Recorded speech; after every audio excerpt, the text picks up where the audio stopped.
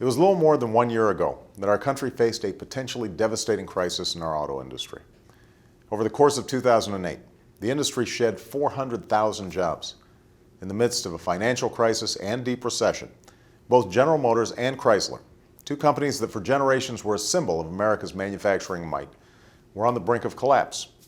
The rapid dissolution of these companies, followed by the certain failure of many auto parts makers and car dealers and other small businesses, would have dealt a crippling blow to our already suffering economy. The best estimates are that more than 1 million American workers could have lost their jobs. The previous administration extended temporary loans to both companies. Even so, when I took office, the situation remained dire. We had to determine whether or not we could justify additional taxpayer assistance. After all, many of the problems in the auto industry were a direct result of poor management decisions over decades, so it wasn't an easy call. But we decided that while providing additional assistance was a risk, the far greater risk to families and communities across our country was to do nothing. We agreed to additional help, but only if the companies and their stakeholders were willing to break with the past. They had to fundamentally reorganize with new management that would re-examine the decisions that led to this mess and chart a path toward viability. I knew this wasn't a popular decision, but it was the right one. So GM and Chrysler went through painful restructurings, ones that required enormous sacrifices on the part of all involved. Many believed this was a fool's errand. Many feared we would be throwing good money after bad, the taxpayers would lose most of their investment, and that these companies would soon fail regardless.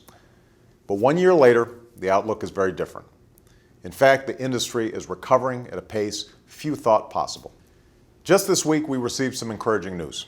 Since General Motors emerged from bankruptcy, the auto industry has actually added 45,000 jobs, the strongest growth in a decade.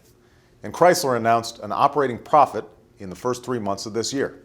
This is the first time Chrysler has reported a profit since the beginning of the economic crisis. What's more, GM announced that it paid back its loans to taxpayers with interest fully 5 years ahead of schedule. It won't be too long before the stock the Treasury is holding in GM can be sold, helping to reimburse the American people for their investment. In addition, Chrysler Financial has already fully repaid with interest the loans it received to support auto financing. And we're closing the books on the temporary program that helped parts suppliers weather this storm, returning this investment to the Treasury in full, with interest as well.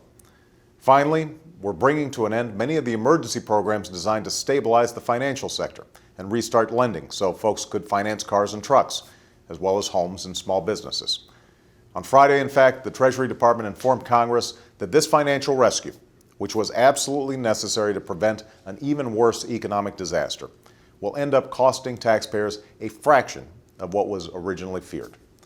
This is a direct result of the careful management of the investments made by the American people so that we could recoup as many tax dollars as possible and as quickly as possible.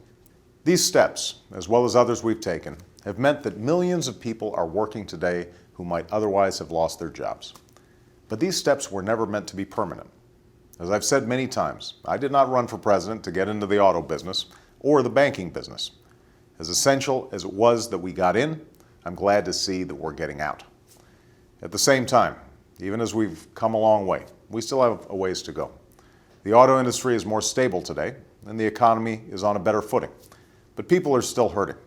I hear from them just about every day in letters I read and in the towns and cities that I visit. No matter what the economic statistics say, I won't be satisfied until folks who need work can find good jobs. After a recession that stole 8 million jobs, this is going to take some time. And this will require that we continue to tackle the underlying problems that caused this turmoil in the first place. In short, it's essential that we learn the lessons of this crisis, or we risk repeating it. Now, part of what led to the crisis in our auto industry, and one of the main causes of the economic downturn, were problems in our financial sector.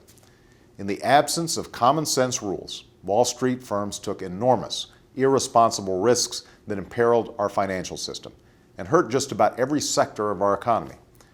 Some people simply forgot that behind every dollar traded or leveraged, there is a family looking to buy a house, pay for an education, open a business, or save for retirement.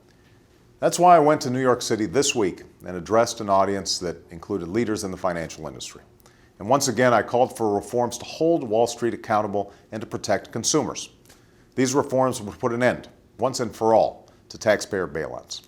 They would bring greater transparency to complex financial dealings, and they will empower ordinary consumers and shareholders in our financial system. Folks will get clearer and more concise information when they make financial decisions, instead of having to worry about deceptive fine print. And shareholders and pension holders will have a stronger voice in the boardrooms of companies in which they invest their savings. That's how we'll restore trust and confidence in our markets. That's how we'll help to put an end to the cycle of boom and bust that we've seen. And that's how, after 2 very difficult years, we will not only revive the economy, but help to rebuild it stronger than ever before. Thanks.